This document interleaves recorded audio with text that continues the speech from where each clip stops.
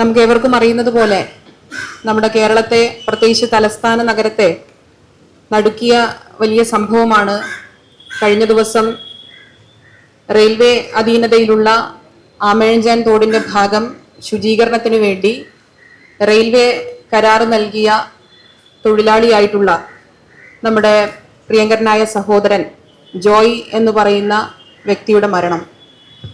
ആ മരണത്തെ തുടർന്ന് നമ്മളിവിടെ ബഹുമാന്യനായ മന്ത്രി ഇവിടെ സൂചിപ്പിച്ചതുപോലെ സംസ്ഥാന സർക്കാർ 10 ലക്ഷം രൂപയുടെ ധനസഹായം പ്രഖ്യാപിച്ചു കഴിഞ്ഞിട്ടുണ്ട്.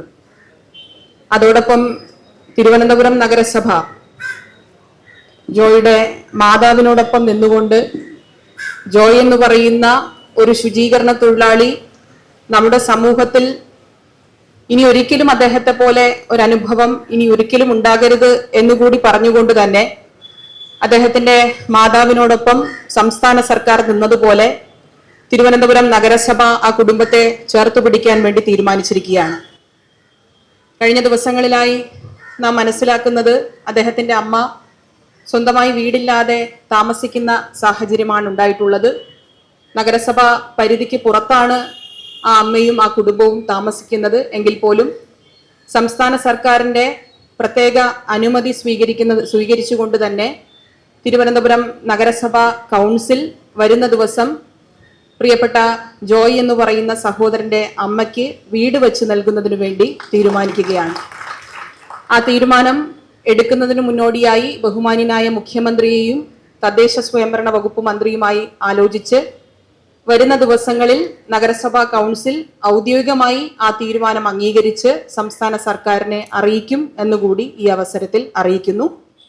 നമുക്കറിയാം, പഞ്ചായത്തിന്റെ ഭാഗമായി, അതായത് നഗരസഭാ പരിധിക്ക് പുറത്തുള്ള സ്ഥലമായതുകൊണ്ട് തന്നെ അവിടെ സ്ഥലം കണ്ടെത്തുന്നതിന് വേണ്ടി ആവശ്യമായ എല്ലാ സഹായവും അവിടുത്തെ MLA കൂടിയായിട്ടുള്ള ബഹുമാന്യനായ നമ്മുടെ MLA Shri CK Harindran MLA ഏറ്റെടുക്കാം എന്ന് പറഞ്ഞിട്ടുണ്ട്. അവിടുത്തെ പഞ്ചായത്ത് കൂടി അതിനാവശ്യമായ നടപടിക്രമങ്ങൾ സ്വീകരിക്കും എന്ന് നമ്മളെ അറിയിച്ചിട്ടുണ്ട്.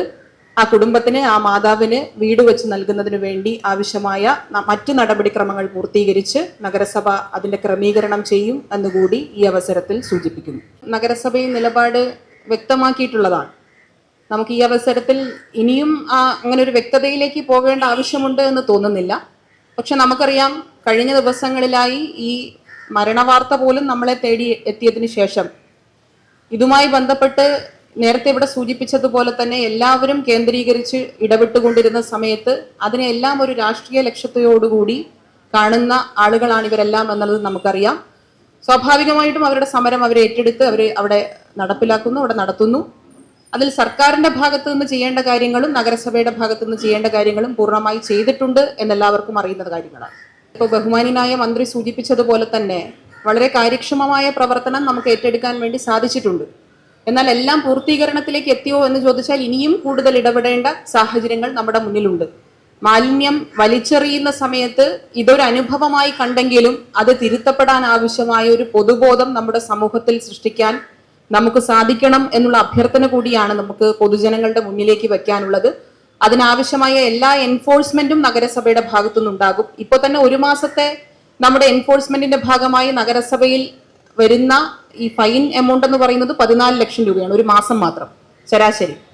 അപ്പോ എൻഫോഴ്സ്മെന്റ് കർശനമാക്കുക എന്നതിനോടൊപ്പം എന്റെ ബഹുമാന്യരായ പ്രിയപ്പെട്ട മാധ്യമ പ്രവർത്തകരോടും എനിക്ക് പറയാനുള്ളത്, ഓരോ വ്യക്തിയെയും തിരുത്താൻ ആവശ്യമായ ഒരു പൊതുബോധം സൃഷ്ടിക്കാൻ നമുക്ക് ഇനിയെങ്കിലും സാധിക്കണം എന്നുള്ള അഭ്യർത്ഥനയാണ് സൂചിപ്പിച്ചു. ഇന്ന് നഗരസഭാ സെക്രട്ടറി റെയിൽവേയുടെ ആ ഭാഗത്തെ മാലിന്യ സംസ്കരണ ആ രീതികൾ എങ്ങനെയാണെന്ന് പരിശോധിക്കാൻ അവിടെ ചെല്ലുമെന്ന് സബ് കളക്ടറും നഗരസഭാ സെക്രട്ടറിയും അറിയിച്ചിരുന്നു. ഇപ്പൊ രാവിലെ 11 മണിക്ക് പോകാനാണ് തീരുമാനിച്ചിരുന്നത്. എന്നാൽ ഇന്നലെ നിരന്തരമായി അവർ വിളിച്ചിട്ട് ഇന്നത്തെ ഡേറ്റ് ഒന്ന് മാറ്റണം, ഇന്ന് വരരുത് എന്ന് പറയുന്ന ഒരു സമീപനം റെയിൽവേയുടെ ഭാഗത്തുനിന്ന് ഉണ്ടാകുന്നു. അപ്പോൾ ഇത് ഏതൊക്കെ തരത്തിലാണ് അവർ മാലിന്യ സംസ്കരണ രംഗത്ത് ഇടപെടുന്നത് എന്ന് നഗരസഭ പരിശോധിച്ച് ബാക്കി കാര്യങ്ങളിലേക്കൊക്കെ നഗരസഭ നടക്കും.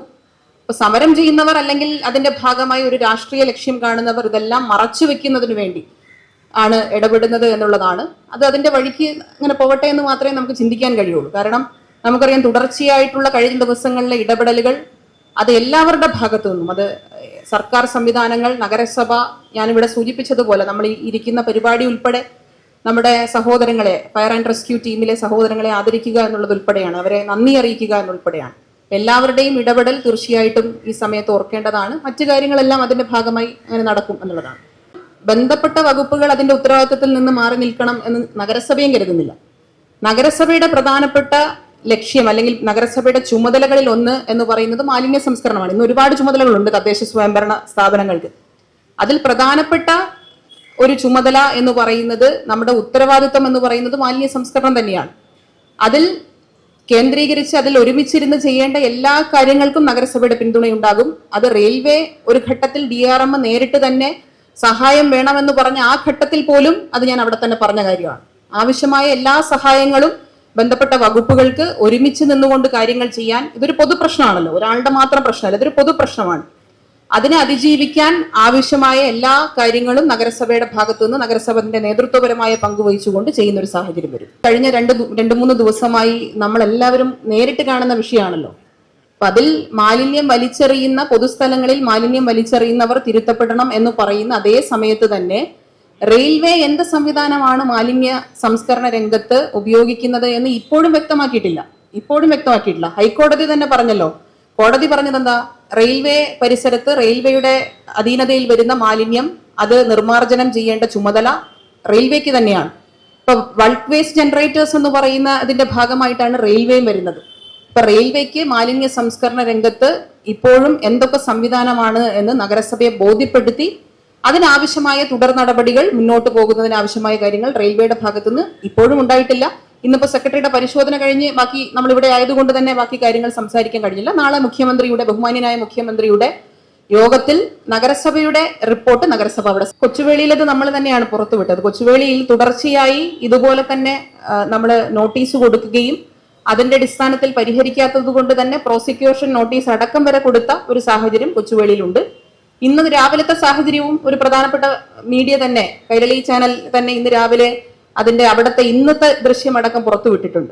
അപ്പോൾ അത്തരം കർശനമായ നടപടിയിലേക്ക് തദ്ദേശ സ്വയംഭരണ സ്ഥാപനങ്ങൾ കടന്നിട്ട് പോലും റെയിൽവേ അതിനകത്ത് ഒരു മാറ്റവും ഉണ്ടാക്കുന്നില്ല എന്ന് പറയുന്നത് ഒരു തെറ്റായ കാര്യമാണ്. ബാക്കി കാര്യങ്ങളൊക്കെ നാളത്തെ യോഗത്തിൽ പൊതുവിൽ വരുന്ന വിഷയങ്ങൾ പരിഹരിക്കപ്പെടേണ്ട രീതികൾ എങ്ങനെയാണത് ഏകോപിപ്പിക്കേണ്ടതെന്നടക്കം ബഹുമാന്യനായ മുഖ്യമന്ത്രിയുടെ യോഗത്തിന് ശേഷം ആ യോഗത്തിന്റെ തീരുമാനത്തിന്റെ അടിസ്ഥാനത്തിൽ ഏറ്റെടുത്ത് നടപ്പിലാക്കും. മുഴുവൻ ഏജൻസികൾ കേന്ദ്രീകരിച്ചുകൊണ്ട് പരിശോധന നടത്തുന്ന സംവിധാനം നമുക്ക് നേരത്തെയുണ്ട്. ഇപ്പോ ബഹുമാനിയായ ആരോഗ്യകാര്യ ചെയർപേഴ്സൺ അടക്കം ഇവിടെ ഉണ്ട്. സ്റ്റാൻഡിംഗ് കമ്മിറ്റിയുടെ പ്രധാനപ്പെട്ട തീരുമാനവും 3 മാസം കൂടുന്ന സമയത്ത് ആ ഏജൻസികൾ കേന്ദ്രീകരിച്ച് അവർ ഇതിന്റെ സെഗ്രിഗേഷൻ നടത്തുന്നത്, അതിന്റെ മറ്റു പ്രവർത്തനങ്ങൾ നടത്തുന്നതെല്ലാം പരിശോധിക്കാൻ ആവശ്യമായ നടപടികൾ ചെയ്യുന്നുണ്ട്. അതിൽ നേരിട്ട് ചെയർപേഴ്സണും കൗൺസിൽ അംഗങ്ങളും വരെ പങ്കെടുക്കുന്ന സാഹചര്യം നമ്മുടെ മുന്നിലുണ്ട്. അപ്പൊ അത് 3 മാസം കൂടുമ്പോൾ നമ്മൾ അംഗീകരിച്ച ഏജൻസി ഉൾപ്പെടെയുള്ള സംവിധാനങ്ങൾ പരിശോധിക്കാൻ ആവശ്യമായ ക്രമീകരണം നഗരസഭ ഇപ്പോൾ പിന്തുടരുന്നുണ്ട്.